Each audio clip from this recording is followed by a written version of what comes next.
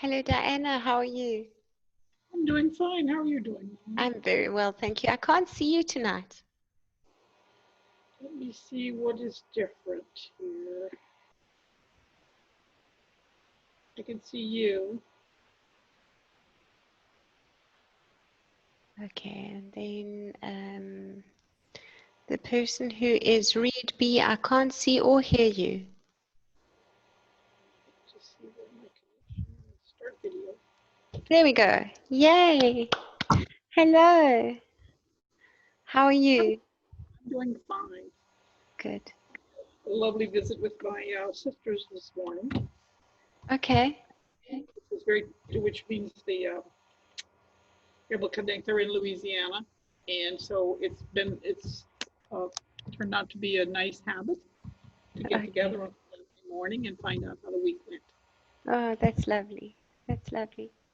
And I see we've got audio for Reid B, but no video yet.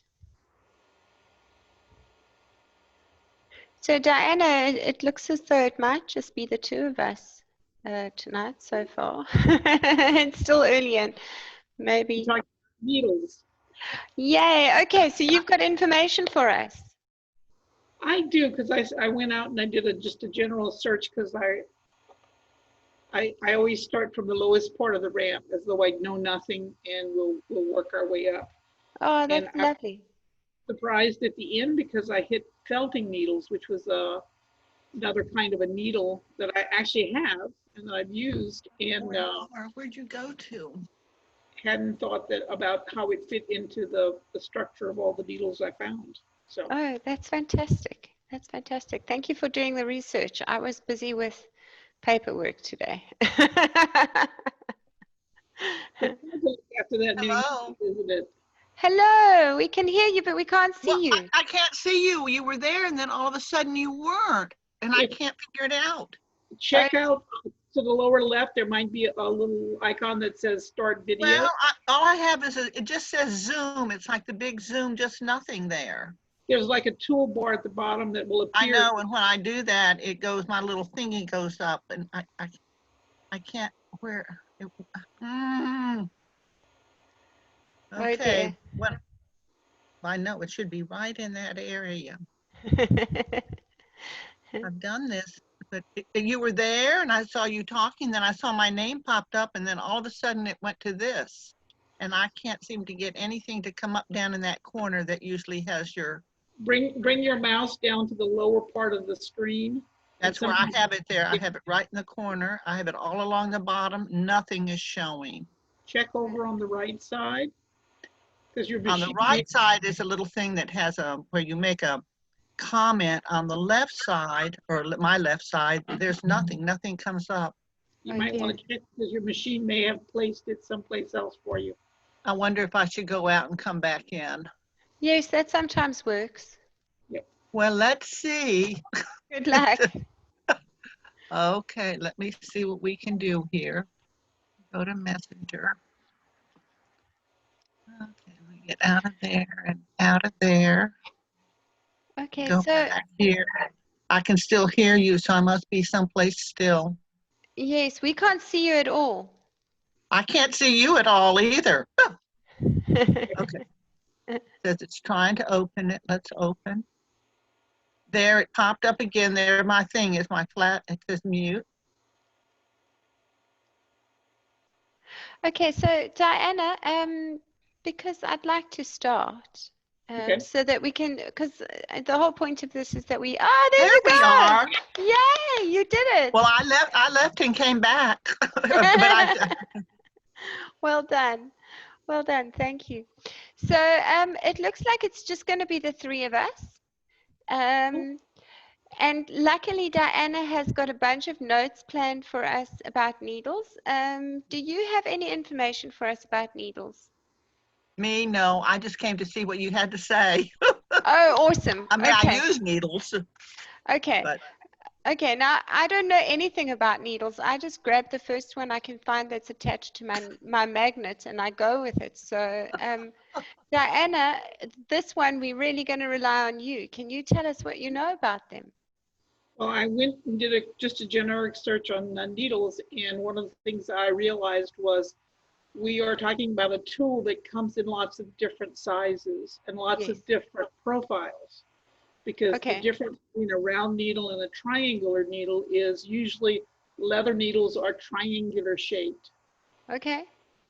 It's a simple tool, and it's actually Yes. one of the oldest tools that we have. Yes. And sometimes it's made of bone, it's usually made of metal. Typically, there are only, I always tell my high school students, there are only two ends. So it's a simple tool. One end is in, the other end's got an eye, typically, to put a yarn, a thread, a fiber through so that you can pull it through, because its typical purpose is to join two pieces of cloth. Okay, now somebody said to me that embroidery needles are different from sewing needles. It is a different category. There's also something called a crewel needle, because the Okay. eye has to be larger to handle the larger yarn. Okay. Okay. But I'm going to interrupt just here, because when you're talking about the size of the needle and the size of the thread, the needle makes a path for the thread to go through. And so if the needle is in conjunction with the thread, it works better. It makes the sewing easier. Yeah. Now, I typically, in my sewing kits, when I hand them out to my students, they typically have a needle thread with white thread and needle thread with black thread. And I try to get them into the habit of always rethreading a needle, because a threaded needle is easier to find than an unthreaded needle. Oh, that's a great trick. Oh, that's a great trick. I should remember that one. Just even if it's just a little short piece of thread and tie a knot, it's just so much easier to find. And I just went through an exercise where I searched madly to find one that had rolled off my table and onto the floor. Okay. Okay. And my husband likes to find them with his toes, so that's the reason. One of the reasons I like to make sure I find them. But the needle, it's a simple tool, but like I said, I guess I'm going to say the circumference, but the shape, there are curved needles and there are straight needles. Mm. And you can use a curved needle for sails, for shoes, because you need the curve to be able to get the needle up and through the materials. So, typically you're pulling a fiber, a string, a yarn, a piece of leather through two pieces that you're joining. So typically it's a joining tool. And if you look at your sewing needle on your machine, it is also a needle, because needles come in the variety called machine. Mm. Mm. And you always want to pay attention to what your machine will take, because not all sewing machines or sergers will take all needles. Okay. So you have to pay attention to size. And that requirement will typically be in the instruction manual that nobody reads. That's right. The other thing that you do is you hang on to the needle that you have, because trying to replicate one is easier than trying to know. The people in the shops do not know which needles fit which machines, and they'll tell you, oh, it's over there. They'll try to suggest that all needles will fit. Okay. And that's not true. It's like bobbins. Bobbins are another separate subject. But there's straight, there's long, there's curved, and crosswise there's triangular for leather. There's machine, and in the machine category there's a twin needle. So sometimes the machines will take a twin needle, which means you have two top threads coming in and one bobbin. And I use those a lot in what I construct, because I serge two edges together, I overlap them, and then I use a twin needle on my sewing machine to join them, rather than doing your typical put it together like that. I put it together like that, and so it's zigzag on the back side, and it reduces the bulk on the seam allowances overlapping it like that, doesn't it? And sometimes for leather, that's the correct solution in terms of the kind of seam that you want, because you just want to overlap one side on the other. You don't want a lot of bulk there with seam allowance, so you really want to have it as thin as possible. So right, flat, yeah. And when you talk about twin needles, are they then the same matched needles, or do different machines sometimes have different needles for those two jobs? Well, typically it's got one shaft to go up into the place where you put the needle for the machine, because it has a flat portion that you want to align. That's part of the alignment of the machine needle. But I have one that came with my sewing kit, with my machine. The other thing about them is they come in different sizes, like 80s, 90s, 100s, or however you want to say, 16, 14, different sizes. And they also come then in different widths. This actual, the width between the two needles. So you end up with two sets of stitches, and then underneath the one bobbin is being shared between the two needles. Okay. It's an interesting you know, technique. It produces a nice stitch. So. Okay. And here I'm in Dallas, Texas, and like the Joanne shop will sometimes just have a very one or two sizes in them. And so it's very frustrating because I like to use either a 14 or a 16, a 90 or 100. And I want it to be, the width between them to be, I can have 4 milligrams or four rather than 2 or 6, because that's the size of my overlap. Yeah. Of what I'm trying to sew together.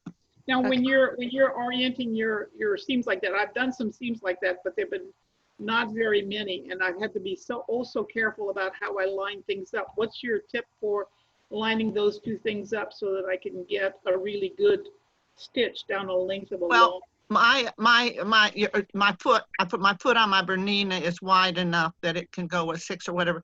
My serger, when I serge on what I do is I have 2 blanket pieces. I make jackets out of old blankets and things. So I have 2 blankets, and I've serged the edge there. Okay. And the edge, and then I overlap those 2. And the 4 for me is just about on the edges of the serging thread. So how do you make sure that the one that's underneath isn't slipping out or moving around? Well, it's called hand memory. I used to pin them, but I kind of start off at the top, and they're so I put it in, and then I kind of overlap them, and I can see my serging, where my serge is, and I just feed them through that area. So it's a eye hand, and I don't pin. Well, I do pin when I put the collar on my jacket, because it's a curved thing, and I kind of fit it in. Make sure I like to do a lot of hand basting. I typically make these. Yeah. I've done that. It lets me move the pins out of the way, and I have one less thing to stick me when I'm manipulating something underneath the machine. And sometimes I just chance it. Well, I mean, there's always this sometimes when you have a delivery time or date, and you only have a certain amount of time to get through it, sometimes you try to make it go faster. Yeah. I try not to take on those projects like that anymore, but they do still fall into my lap. But I find that if I just take the time and pin it, then the other thing that tells me is it tells me what I'm going to be facing as I'm feeding it into the machine, because I can see curves when I'm basting stuff together. I can figure out exactly where I'm going to have a trouble, and I'll put a little pin in there to remind me to slow down or to do something special at a particular point. But yeah, for me, I made something by hand. I did math the other day by hand because I wanted to make sure that my pattern was correct, because I've been sewing them by machine, and with sewing in my machine, I can't really tell that I can't audit the pattern to make sure that it was right. So I went ahead and I took a few minutes and said, I'll make one. I made one for my husband and added a little decorative stitch too. But it's just those things we do by hand because it's fun to do by hand. Yeah. Gives you another confidence that you've got things together. The other thing I've got in my notes here, so there's embroidery, crewel, knitting and crochet, though crochet is usually called a hook, not really a needle. And then the felting was the surprise one. I'd forgotten about felting needles. Oh. And so, and remember that needle is a noun, a verb, a brand, and there's also needle on a record player. That's true. That's true.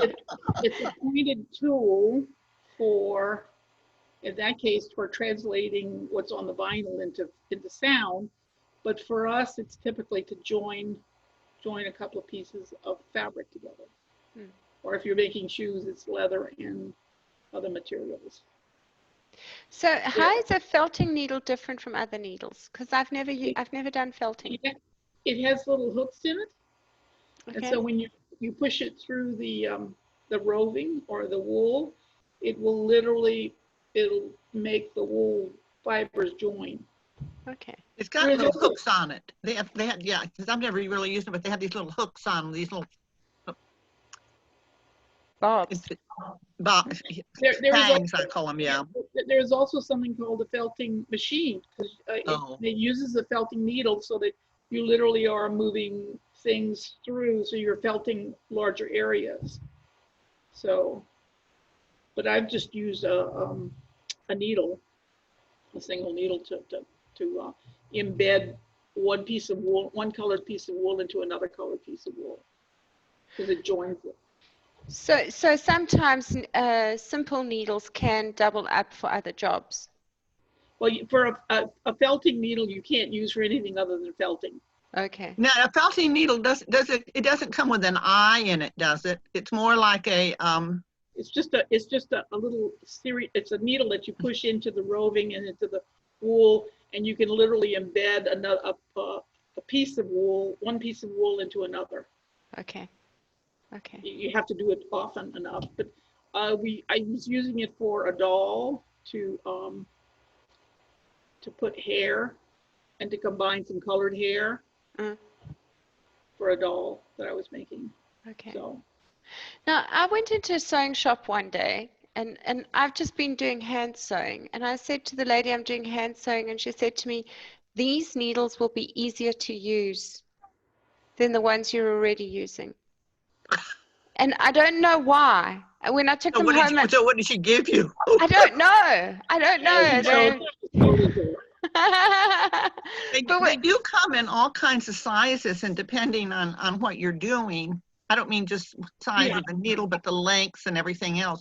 Like lately, I've been using some sashiko needles, which are longer and thinner, and on some things I've been doing to do some embroidery, and I can load more stitches on it as I pull it through, because I've been doing like running stitches, but like for embroidery. And beading needles are long and thin, and they're real thin.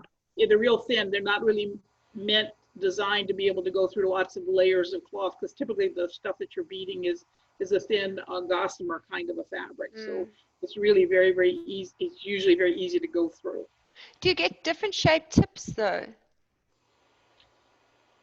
On a machine needle, you can get a ball shape, for example, because they recommend that for knits, or you can get a denim, which is a little bit heavier weight. And I think it's shaped a little differently even. And the leather needle is a triangular shaped needle as opposed to a round needle. And sometimes that needle in hand stitching, that's called a leather needle, is also called a rug needle. It's to join, and it has a little triangular point on it rather than a round sharp point. It's a sharp triangular. Because it needs to go through. It needs to make a path for itself. Okay. Now, I've never understood the difference between really sharps and betweens. What's the difference? I think that's a length. The length? I hadn't gotten that far in my, I think that's a length. And what happens is, depending upon what you're happy doing, you want a shorter needle or you want a longer needle, because you're accumulating things onto it. So that typically, sometimes you want a longer needle to be able to stack more stitches on it before you pull it through. Some quilters use I've seen ladies using short needles. The real short ones. And when they have their stitching mode on, they are accumulating a lot of stitches on that little tiny needle. I still haven't figured out. You're talking about like when they're actually quilting. When you're quilting, yeah. And they'll load up. I had one lady I watched. She had 20 needles all loaded, and she was quilting. She was the quilting machine. She just quilted. So Melanie, when you're talking about the kind of sewing you were doing, needles also come like hand needles, so like sharps and betweens. They come in different sizes too. and some, and the eyes get really small in them. Yes, yes. I don't like those with the small eyes. I can't thread them. I can't see the bloody things. Well, my favorite one right now has a little tiny eye, and I keep thinking to myself, I need to go and get one that's this length, but with a bigger eye. But I never get up from my chair because it's there, and the other needles are someplace else.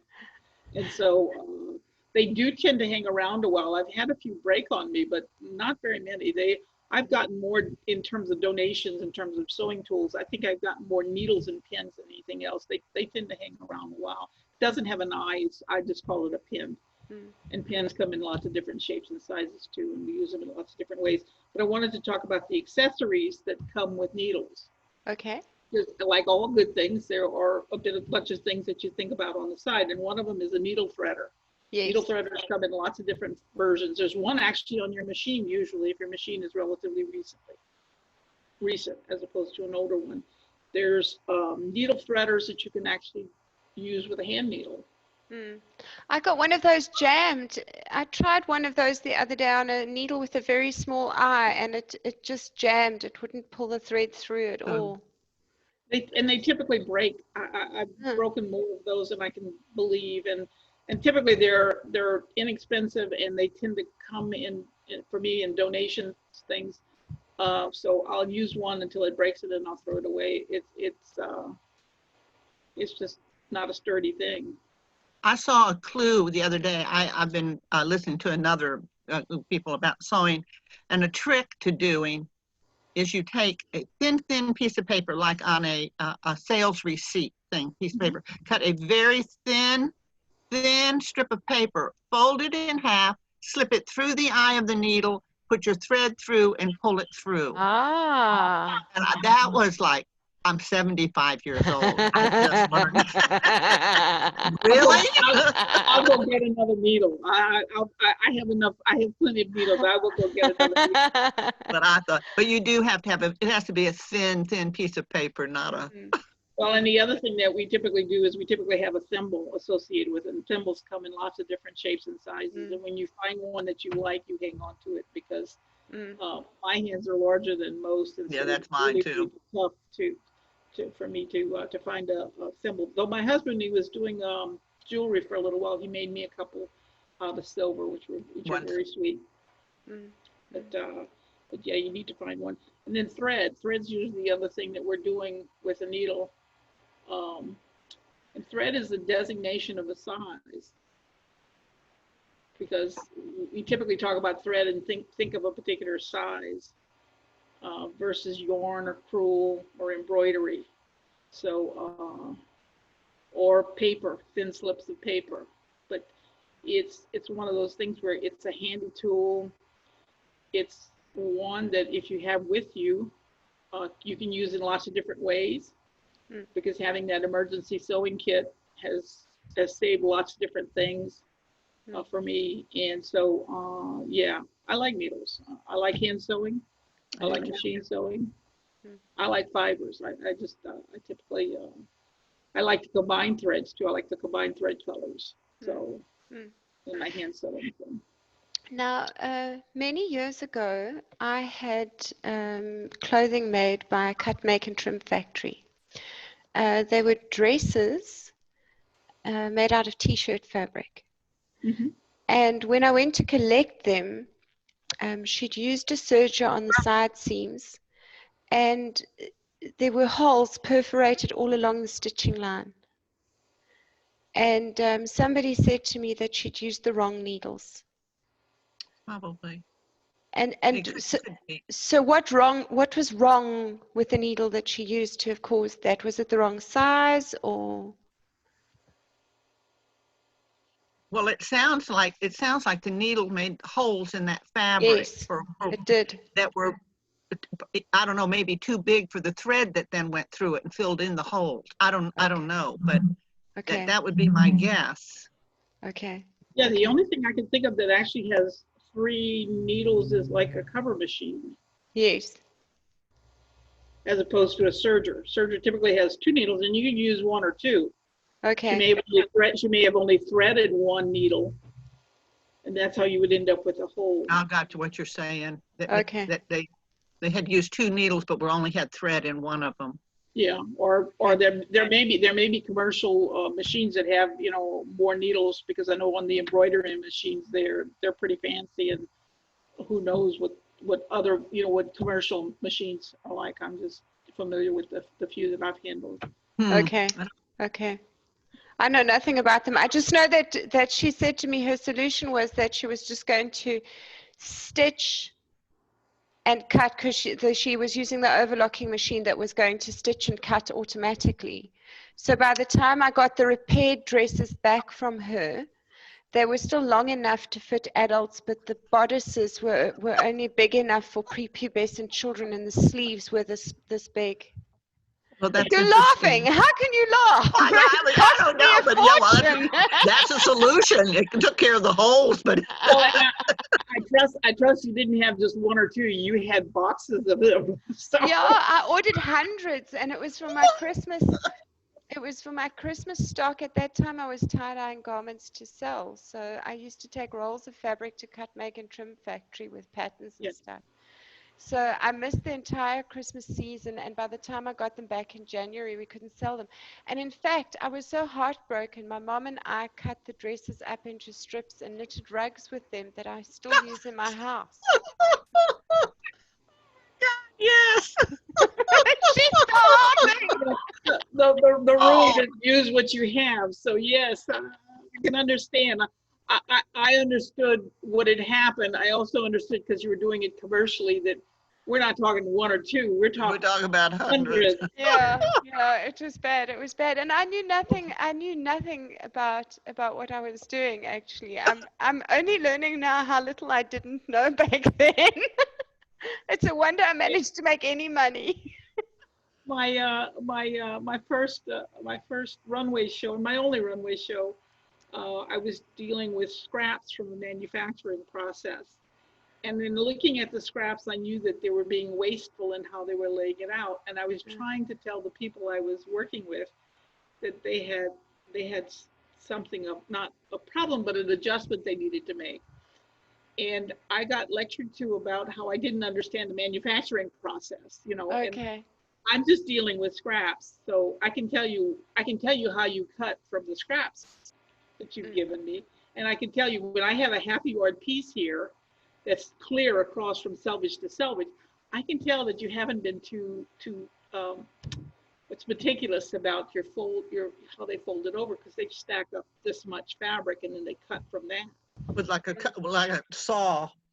And when I saw them going through the process, I understood exactly what had happened. But I was lectured to, because I did not understand the manufacturing process. And so, you know, how dare I say that, you know, your scraps are way too big.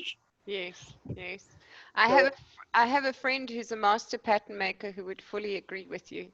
She gets very, very annoyed when there's any unnecessary waste. Now, I'm just doing a reality check here. Your name is coming up for me as Reid B. Who, me? Yes. Which one? Yes, so I'd like your full name so that I could just get it right when I say the thank yous afterwards. Is that, you're talking about me, Reid? Yes. My name is Reid Barnhart. And I don't know why it just comes up as Reid B, but that's what it does. Okay. Barnhart, B-A-R-N-H-A-R-T. Okay, thank you. Because I was just checking, because I also wasn't sure if Reid was maybe your surname or your first name, so I was just making. Well, it was a surname. That's how I got it. My first name's Guinevere. Guinevere. Okay, that's a beautiful name. I know. I tried to be called it for years, but there was always some Gwenny in the class, and so I was always called Reid's a middle name, and it was from a grandfather that was from Scotland. Okay, and Guinevere is such a beautiful name. It is beautiful. It is beautiful. Yeah. I have my sister I was talking to this morning is in Farmers Branch, which is in Dallas. Farmers Branch, yeah. And so where are you from? I'm actually from Louisiana. I've lived lots of different places, and currently I'm living in Arizona. In Arizona? Where in Arizona? In Chandler, which is just south of Phoenix. Yeah. We lived in Tucson before we moved to Dallas 45 years ago. And you're in Pretoria. No, not even. I'm in Uniondale. So Oh, if you go okay. and look at a map of South Africa, you'll see it's one of the smallest towns in South Africa. We've only got 15,000 people in the town. Oh, my goodness. We've got one street with no traffic lights. So I can't imagine it. it's a little Well, place, but how it's many shops do you have? How far do you have to go to get to a regular sized town? about 100 k's at least. Okay. Yeah, yeah. Now, Zoom has already given me the notification that it's about to cut us off. So I'd like to say thank yous before that happens.